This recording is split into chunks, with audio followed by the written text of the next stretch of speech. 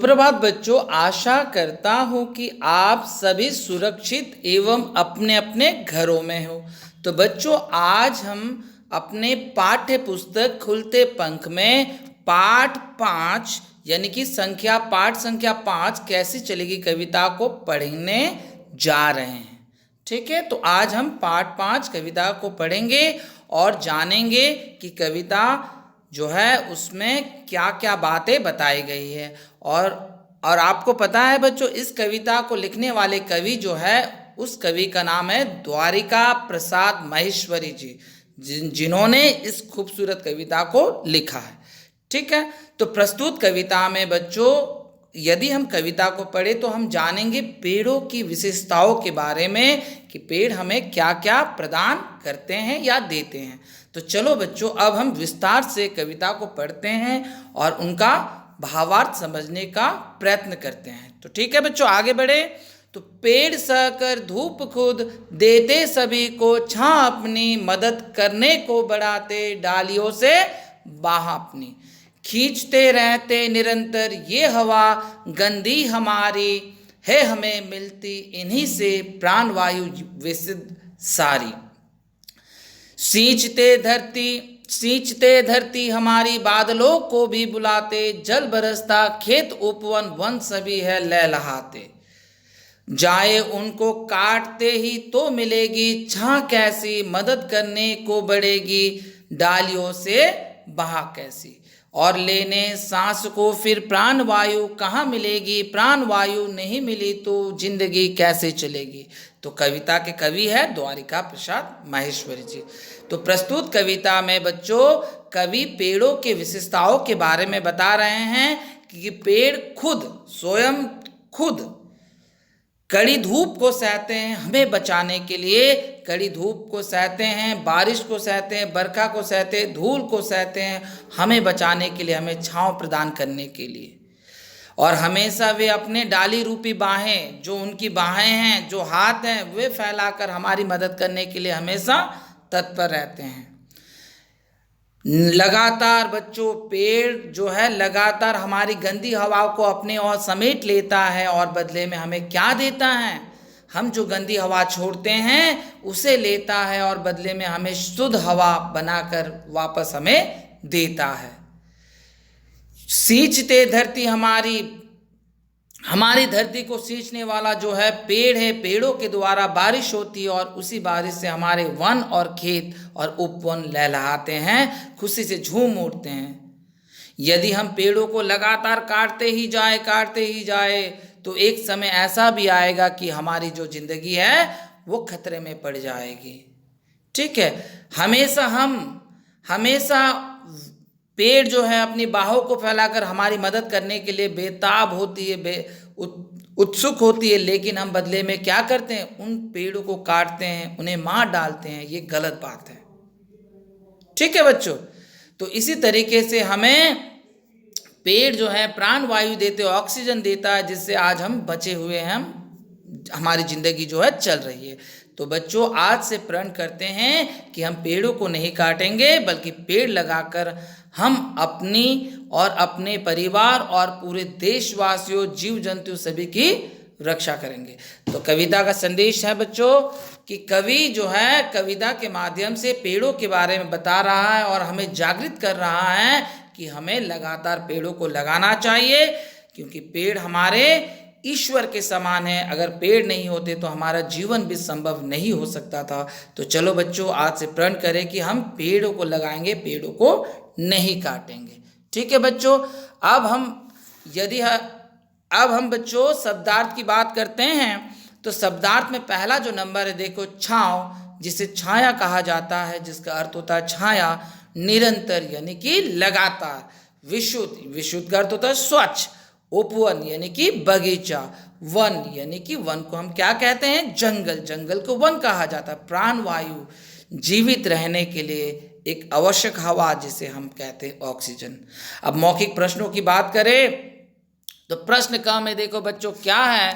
यदि मौखिक प्रश्नों की बात करें तो प्रश्न क में क्या है, देखो बच्चों प्रश्न क में पेड़ हमें छाया देने को खुद क्या कष्ट उठाते हैं। तो पेड़ हमें छाया देने के लिए खुद कड़ी धूप को सहते हैं, धूल को सहते हैं, बारिश को सहते हैं। तो पेड़ हमें छाया देने के लिए बहुत कष्ट उठाते हैं। ठीक है बच्चों। अब दूसरा जो है प्रश्न ख की बात की जाए तो डालियों की तुलना किससे की गई है। ठीक है, तो डालियों की तुलना बाहों रूपी हाथ से की गई है, बाहों से की गई है, जिसे हाथ कहा गया है इस पाठ के अंतर्गत। ठीक है, तो डालियों की तुलना जो है बाहों से की गई है, हाथों से की गई है। अब अगले अगर ग नंबर की बात की जाए तो प्राण वायु क्या होती है। तो प्राण वायु बच्चों जीवित रहने के लिए एक प्रकार की हवा होती है, जिसे हम अंग्रेजी में ऑक्सीजन भी कहते हैं। ठीक है बच्चों। तो देखो बच्चों, लिखित प्रश्नों की बात की जाए तो पहला प्रश्न का उत्तर मैंने पहले से ही लिख रखा है ताकि आपको समझने में बहुत ही आसानी हो। तो देखो, पेड़ हमारी कौन सी गंदी हवा को खींच लेते हैं। तो सभी को पता है कि हमारी जो गंदी हवा है वो है कार्बन डाइऑक्साइड। ठीक है, तो पेड़ हमारी कौन सी गंदी हवा को खींच लेते हैं। तो पेड़ हमारी निरंतर चलने वाली जो गंदी हवा है, जिसे हम कार्बन डाइऑक्साइड कहते हैं, तो ऐसी गंदी हवा को वो अपनी ओर खींच लेते हैं ताकि वे हमें बीमारी से मुक्त करा सके और हम बीमार ना पड़े। अब दूसरे प्रश्न की बात की जाए बच्चों, तो पेड़ धरती की मदद कैसे करते हैं। तो पेड़ धरती की मदद बहुत प्रकार से कर सकते हैं। ठीक है, जैसे पेड़ धरती की मदद उसे फल फूल देकर कर सकते हैं, छांव देकर कर सकते हैं, वर्षा यानी कि पानी देकर कर सकते हैं, प्राण वायु यानी कि ऑक्सीजन देकर कर सकते हैं, जड़ी बूटियाँ देकर कर सकते हैं, लकड़ियाँ देकर कर सकते हैं। ठीक है, तो बहुत सारी चीज़ें देकर पेड़ हमारी मदद कर सकते हैं और धरती की भी मदद कर सकते हैं। अब अंतिम जो प्रश्न है, देखो बच्चों क्या है, पेड़ों के बिना हमारी जिंदगी क्यों नहीं चलेगी। तो कभी आपने सोचा यदि पेड़ हमारे जीवन से अगर पेड़ों को हम हटा दें तो क्या हमारा जीवन चल सकता है बच्चों। नहीं चल सकता। तो पेड़ों के बिना हमारी जिंदगी इसलिए नहीं चलेगी क्योंकि बिना पेड़ के हमें प्राण वायु यानी कि ऑक्सीजन नहीं मिल सकता है। अगर ऑक्सीजन नहीं मिला तो हम जीवित नहीं रह सकेंगे। ठीक है बच्चों। अब देखो बच्चों, पृष्ठ संख्या 3131 यानी कि 31 आपको देखना है।